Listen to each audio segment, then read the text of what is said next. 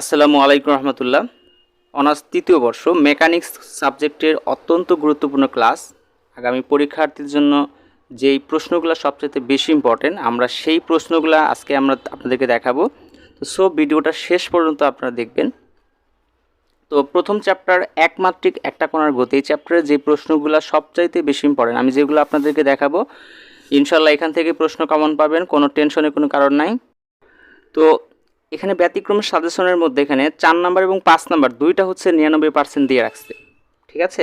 যেমন 4 নম্বর প্রশ্ন এবং 5 নম্বর প্রশ্নটা দিয়ে রাখছে, কিন্তু আমি সাজেস্ট করব আপনাদেরকে যে 5 নাম্বারটা সবচেয়ে বেশি ইম্পর্টেন্ট, ঠিক আছে। আপনাদের সাজেস্ট করব আমি 5 নাম্বারটা সবচেয়ে বেশি ইম্পর্টেন্ট। 5 নম্বর প্রশ্ন হচ্ছে, একটি বস্তু কণা দূরত্ব অনুসারে দুটা বলের আকর্ষণে সাম্যাবস্থায় থাকে, একক ভরের জন্য একক দূরত্বের আকর্ষণ মিউ এবং মিউ আই বস্তুটিকে একদিকে সামান্য সরানো হলো, দেখাও যে সৃষ্ট ক্ষুদ্র দোলনের দোলনকাল 2π divided by √μ plus mu prime, ঠিক আছে। তো এই প্রশ্নটার দুটো প্রশ্নের মধ্যে আমি সাজেস্ট করবো আপনাদেরকে যে আপনারা এই 5 নম্বর ম্যাথটা, অর্থাৎ এটা NUH-এ 7, 15, 17, 19 সালে এসেছিল, ঠিক আছে। এটা সবচেয়ে বেশি ইম্পর্টেন্ট, আমি সাজেস্ট করবো এটা আপনারা খুব ভালোভাবে পড়বেন, ঠিক আছে। আমি ইনশাল্লাহ চেষ্টা করব যে আপনাদেরকে এর উপর একটা ক্লাস দেওয়ার, এই ম্যাথটার উপর ক্লাস দেওয়ার। এরপর হচ্ছে সবচেয়ে মারাত্মক ইম্পর্টেন্ট এই যে 7 নাম্বার, সবচেয়ে মারাত্মক ইম্পর্টেন্ট, ঠিক আছে। তিতাস বইয়ের 67 পৃষ্ঠায় পাবেন। সবচেয়ে মারাত্মক বেশি ইম্পর্টেন্ট সেটা হচ্ছে যে এল দৈর্ঘ্য বিশিষ্ট ওজনহীন একটা স্থিতিস্থাপক, তারের স্থিতিস্থাপক গুণাঙ্ক N আউন্স ওজনের সমান, তারটির এক প্রান্ত আটকে অন্য প্রান্তে M আউল ভরের ওজন ঝুলিয়ে দেওয়া হলো।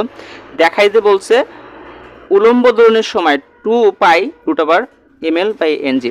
সবচেয়ে বেশি ইম্পর্টেন্ট কতগুলো সালে আসছে, 6, 8, 11, 13, 16 এবং 20, সবচেয়ে বেশি ইম্পর্টেন্ট এই প্রশ্নটা, ঠিক আছে। আমি সাজেস্ট করবো আপনারা এই ম্যাথটা বাদ রাখবেন না, ঠিক আছে। তো এরপরে যে ম্যাথগুলো আছে, যেমন এটা 17 সালে আসছিল, এরপর এটা হচ্ছে আপনার 15, 19 সালে এসেছিলো। আমি বলবো না যে এগুলো বাদ দিবেন, বাট আপনাদেরকে আমি সাজেস্ট করবো যে সবচাইতে বেশি ইম্পর্টেন্ট যে ম্যাথগুলো আমি আজকে সেগুলো মার্ক করতেছি, হ্যাঁ। এগুলো পড়বেন, বাট আমি আপনাকে সাজেস্ট করবো যেগুলো ম্যাথগুলো সবচাইতে মোস্ট বেশি ইম্পর্টেন্ট, সেই ম্যাথগুলো আমি আজকে আপনাদের দেখানোর চেষ্টা করতেছি। সব একটু খেয়াল করেন।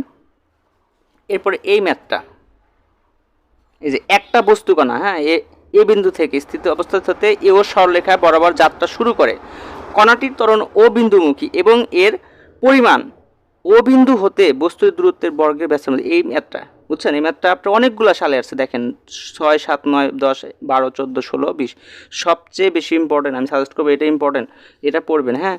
এটা সবচেয়ে বেশি ইম্পর্টেন্ট, আমার মনে হয় যে এটা পরীক্ষায় আসছে, ঠিক আছে, বুঝছেন। কারণ মেকানিক্সের প্রশ্নগুলো এরকমই হয়, যেগুলো বিভিন্ন সালে আসে সেই প্রশ্নগুলো দিয়ে দেয়, হ্যাঁ।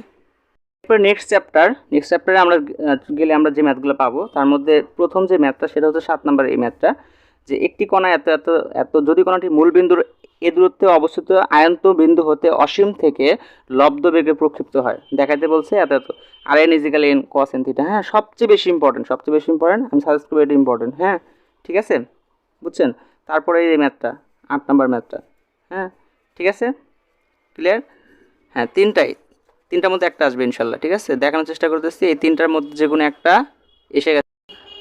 এরপর মহাকর্ষ চ্যাপ্টারের যে ম্যাথগুলো আপনাদেরকে করা লাগবে, তার মধ্যে যে ম্যাথগুলো এখানে ব্যতিক্রম সাজেশনের মধ্যে আপনারা যে ম্যাথগুলো দেখেছেন 99%, এটা দেওয়া আছে 2, 3। তবে আমি সাজেস্ট করব যে দুটা ম্যাথের মধ্যে আপনাদেরকে সবচেয়ে বেশি ম্যাথ যেটা ইম্পর্টেন্ট সেটা হচ্ছে যে 2 নাম্বার, হ্যাঁ। এটা হচ্ছে মহাকর্ষ আকর্ষণীয় বিভবের মধ্যে সম্পর্কে, এটা পড়তে হবে, এটা 17 সালে আসছে। আর চাইলে আপনারা এটা পড়তে পারেন, তবে সাজেস্ট করব যে ম্যাথটা সবচেয়ে বেশি ইম্পর্টেন্ট সেটা হচ্ছে আপনার পরবর্তী পৃষ্ঠা,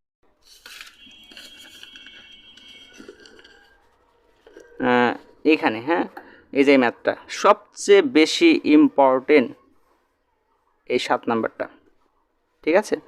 7 নাম্বারটা সবচেয়ে বেশি ইম্পর্টেন্ট। এবং আমি যদি আপনাদেরকে সাজেস্ট করি যে উপপাদ্য কোনটা পড়বেন, তাহলে বলবো যে কেপলারের উপপাদ্য। কিসের উপপাদ্য বলেন তো?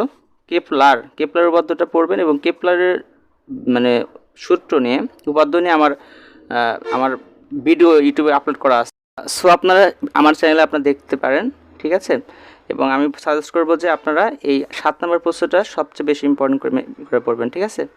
চাইলে 5 নম্বরটা পড়তে পারেন। যদি স্যাম মানে ভার কেন্দ্র নির্ণয় ভার কেন্দ্র থেকে একটা প্রশ্ন আসবে ইনশাল্লাহ, ঠিক আছে। হচ্ছে গ বিভাগ, চলে আসেন গ বিভাগে। 1 নাম্বারটা ইম্পর্টেন্ট, ভার কেন্দ্র নির্ণয়, বাদ রাখবেন না। আর এরপর হচ্ছে আপনার কি বলবো এটা, তারপর হচ্ছে কি বলে 18 সালে এসেছিল 5 নাম্বারটা একটা পাতলা সুষম বৃত্তাকার ডিস্ক, হ্যাঁ। আচ্ছা, এরপরে হচ্ছে সবচেয়ে মোস্ট ইম্পর্টেন্ট, সেটা হচ্ছে যে এটা 8 নাম্বার, ঠিক আছে। অর্থাৎ 8 নাম্বার এবং 7 নাম্বার জাব্র ভ্রামক পরীক্ষার জন্য ইম্পর্টেন্ট, হ্যাঁ। আচ্ছা, এটা দেখবেন যে এত এই যে সিগমা কি কাপ্পা এক্স হয়, এটা নিয়ে আমি ম্যাথ আপনাদেরকে ক্লাস আপলোড দেবো ইউটিউব চ্যানেলে, আপনার সাথে থাকবেন চ্যানেলের সাথে, খুব দ্রুত পেয়ে যাবেন, হ্যাঁ।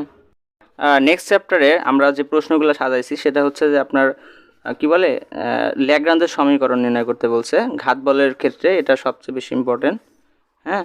দেখেন 18 সালে এসেছিল, যেহেতু গত বছর এসেছিল ল্যাগ্রাঞ্জের সমীকরণ, তাহলে আমাদের ঘাত বলের ল্যাগ্রাঞ্জের সমীকরণটা সম্ভাবনা একটু কম, ঠিক আছে। যেহেতু একবার সমীকরণ টাইপের একটা ল্যাগ্রাঞ্জ সমীকরণ আসছিল, সো এটা তেমন ইম্পর্টেন্ট না। আমি সাজেস্ট করবো আপনাদেরকে গ বিভাগে যে এই যে 3 নাম্বার এবং 4 নাম্বার, এইটা সবচেয়ে বেশি ইম্পর্টেন্ট, হ্যাঁ।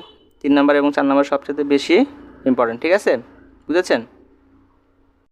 পরবর্তী শেষ চ্যাপ্টারে যে ম্যাথগুলা করতে হবে এবং করলে ভালো হবে, সেই ম্যাথগুলোর মধ্যে 1 নম্বর যে ম্যাথটা, 2 নাম্বার ম্যাথ, 6 নাম্বার এবং 7 নাম্বার, তাতে আমি এই কয়েকটা ম্যাথের মধ্যে ব্যতিক্রম যে সাজেশন করেছে তার মধ্যে আমি সাজেস্ট করবো আপনাদেরকে, আপনারা যে ম্যাথটা করবেন সেটা হচ্ছে যে এই জাড্য ভ্রামক নির্ণয়, এটা সবচেয়ে বেশি ইম্পর্টেন্ট, ঠিক আছে।